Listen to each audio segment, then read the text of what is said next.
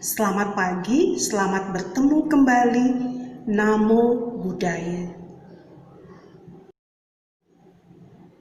Hari ini kita pantas bersyukur kepada Tuhan karena telah memberikan berkat-Nya, rahmat-Nya kepada kita, sehingga sampai hari ini kita masih bisa belajar bersama-sama, masih bisa mengikuti pelajaran, ya.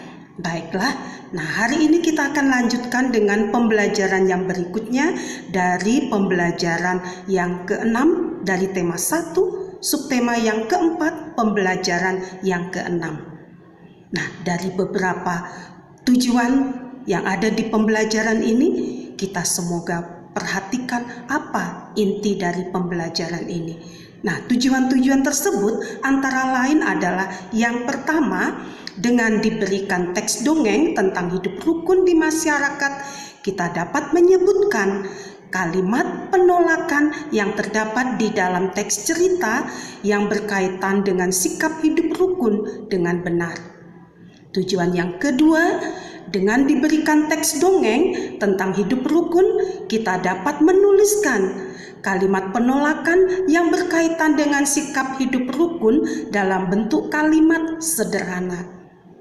Tujuan yang ketiga, dengan diberikan teks dongeng tentang hidup rukun, kita dapat menunjukkan contoh perilaku di masyarakat yang sesuai dengan sila keempat Pancasila dengan benar. Kemudian tujuan yang keempat, dengan diberikan teks dongeng tentang hidup rukun, kita dapat menunjukkan contoh perilaku di masyarakat yang sesuai dengan sila kelima Pancasila dengan benar.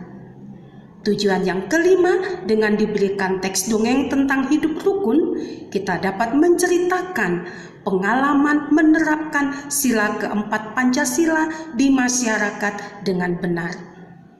Kemudian tujuan yang keenam, dengan diberikan teks dongeng tentang hidup rukun, kita dapat menceritakan pengalaman kita menerapkan sila yang kelima Pancasila di masyarakat dengan benar.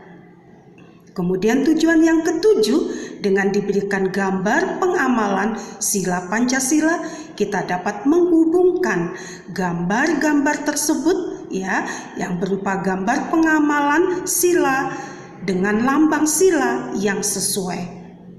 Tujuan yang kedelapan, dengan diberikan penyelesaian soal penjumlahan dan pengurangan, kita dapat membuat soal cerita dengan benar. Kemudian tujuan yang kesembilan, dengan diberikan soal cerita, kita dapat menyelesaikan soal penjumlahan dan pengurangan dengan benar. Nah, itulah beberapa tujuan-tujuan dari pembelajaran hari ini.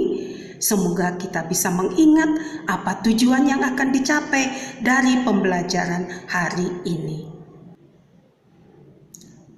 Ketika kita menolak permintaan orang lain, kita harus mengucapkannya dengan sopan, kita harus mengucapkannya dengan santun. Kerukunan akan terjaga bila tutur kata kita itu kita lakukan dengan baik. Jadi kerukunan akan terjaga bila kita bertutur kata dengan baik. Nah, sekarang teacher akan menceritakan sebuah dongeng, kalian bisa mendengarkannya. Nah, cobalah simak dongeng ini dengan baik-baik. Judulnya Kisah JJ si Jerapah. Kisah JJ si Jerapah. Di padang rumput yang luas, hiduplah sekelompok jerapah. Ada jerapah bernama JJ dan Jojo. JJ bersifat sombong karena merasa tubuhnya paling tinggi. Jojo bersifat baik hati, tubuhnya tidak terlalu tinggi.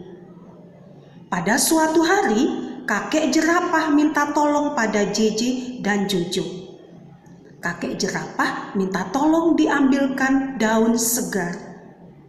Namun, JJ menolak. Tidak mau, kek, saya sedang repot.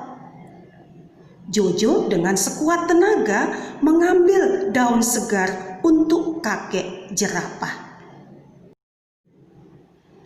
Suatu hari, JJ mendapat kesulitan JJ jatuh, kakinya terjepit bebatuan. Teman-teman hewan lain tidak tega melihat JJ kesulitan. Mereka menolong JJ. Akhirnya JJ sadar bahwa saling menolong antar teman itu penting. Bagus sekali ceritanya ya. Jadi nanti lihatlah benar-benar, perhatikan betul-betul teks bacaannya. Nah, teacher ulang sekali lagi. Kisah JJ si jerapah. Di padang rumput yang luas hiduplah sekelompok jerapah. Ada jerapah bernama JJ dan Jojo. JJ bersifat sombong karena merasa tubuhnya paling tinggi. Jojo bersifat baik hati, tubuhnya tidak terlalu tinggi. Pada suatu hari, kakek jerapah meminta tolong pada JJ dan Jojo. Kakek jerapah minta tolong diambilkan daun segar.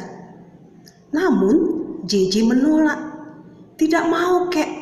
Saya sedang repot. Jojo dengan sekuat tenaga mengambilkan daun segar untuk kakek jerapah. Suatu hari, JJ mendapat kesulitan. JJ jatuh, kakinya terjepit bebatuan. Teman-teman hewan lain tidak tega melihat JJ kesulitan. Mereka menolong JJ. Akhirnya JJ sadar bahwa saling menolong antar teman itu penting. Nah, dari teks bacaan, dari cerita tentang JJ dan Jojo tadi, apakah kalian bisa mengambil hikmat, mengambil manfaat yang ada dari cerita tersebut? Ya, yang satu merasa tinggi jadi bersifat sombong, tapi yang satu baik hati. Nah, orang yang sombong ini suatu saat dia akan kena batunya, sama dengan cerita tadi ya si JJ. Dia disuruh tapi dia menolak. Nah, akhirnya dia merasa kesulitan, kakinya terjepit pada bebatuan. Tapi untungnya dia memiliki banyak teman yang baik. Semua temannya menolong dia. Nah, itulah cerita yang bisa kita ambil intisarinya. Jadi dalam kegiatan kita, dari sikap kita sehari-hari, kita tidak boleh merasa sombong. Ya, tirulah sikap Jojo yang baik hati, ya. Nah, dari sikap tadi ada banyak sekali sikap-sikap atau kalimat yang menunjukkan penolakan. Masih ingat? Nah, coba kalian sebutkan kembali apa kalimat penolakan yang ada di dalam teks bacaan ini. Dari dongeng tadi ya yang kita dengar tadi itu terdapat sikap gotong royong. Ya, yang mana yaitu tadi ketika JJ merasa kesulitan, kakinya terjepit di bebatuan dan semua teman-temannya membantu JJ.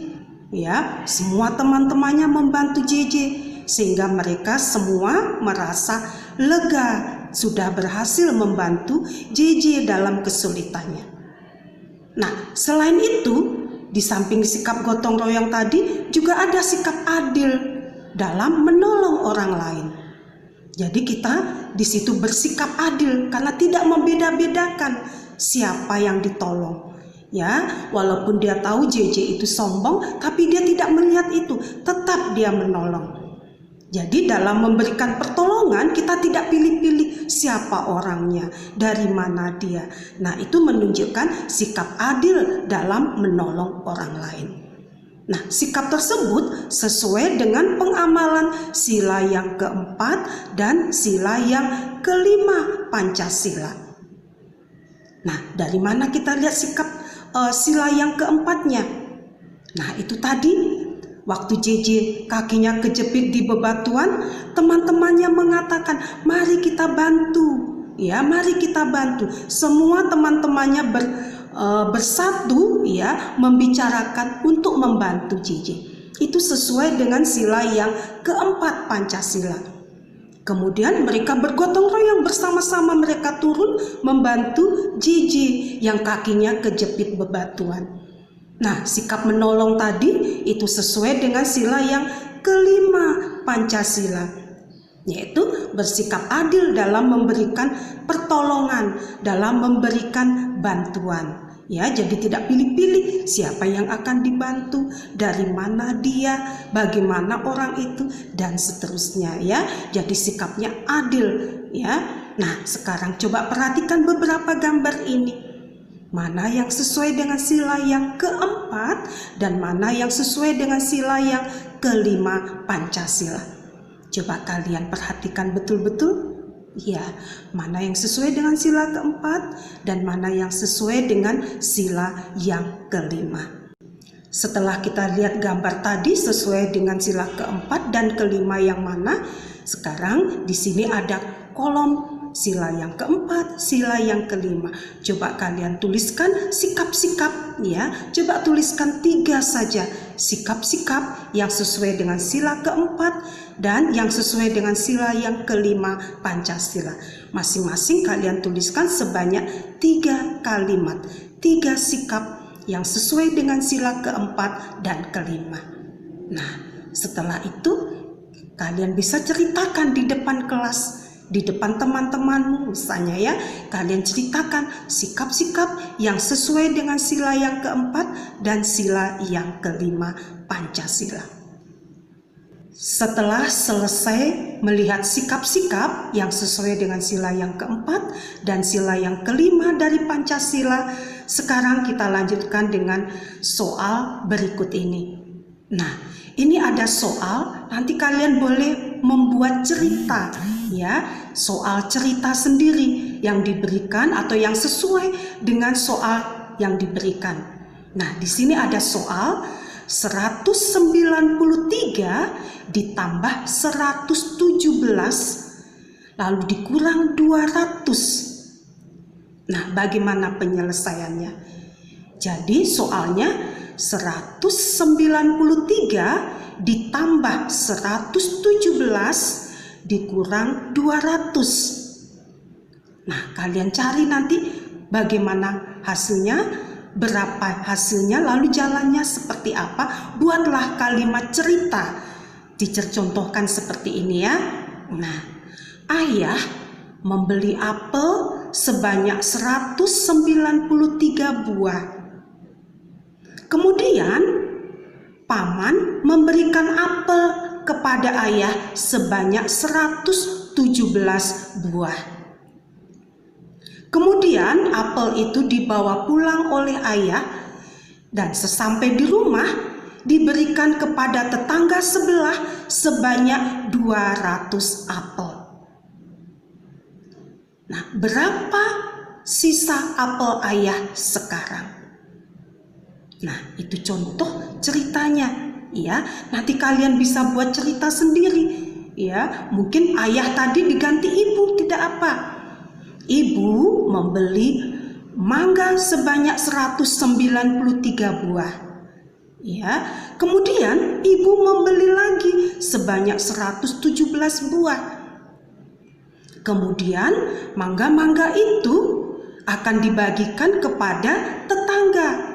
Ya, mangga itu diberikan sebanyak 200 buah. Berapa sisa mangga ibu sekarang? Nah, seperti itu ceritanya. Boleh cerita yang lain, ya. Nah, di sini soalnya 193 ditambah 117 dikurang 200 sama dengan berapa? Coba kalian cari. Boleh mencarinya dengan cara panjang, boleh dengan cara pendek. Tapi kalau kalian bisa dengan cara yang singkat, cepat, boleh dengan cara yang singkat atau cara pendek tadi, yaitu 193 ditambah 117, berapa hasilnya? Lalu kurangkan dengan 200. Jadi hasilnya tadi 193 ditambah dengan 117, kemudian dikurangkan dengan 200. Setelah kita cari, hasilnya menjadi 110. Ya. Nah, untuk soal-soal berikutnya coba kalian selesaikan sendiri. Baiklah, kita sudah mempelajari banyak hal tadi ya. Kita sudah mendengar dongeng yang indah. Kita bisa melihat, kita bisa meniru sikap-sikap dari tokoh yang ada di dalam dongeng tadi, yaitu Jojo dan JJ. Kita lihat tokoh yang baik. Nah, yang baik itu perlu kita tiru. Yang tidak baik kita tinggalkan, jangan ditiru ya. Nah, kemudian juga kita diulang untuk mengingat sikap-sikap yang sesuai dengan sila yang keempat dan sila yang kelima dari Pancasila. Kemudian juga kita diulangi dengan pelajaran penjumlahan dan pengurangan. Ya, semua itu sudah pernah kita pelajari, bagaimana cara menjumlahkan, bagaimana cara mengurangkan. Ya, semoga kalian semakin hari semakin mantap dalam belajar. Ya, baik, sampai di sini. Sampai jumpa. Bye.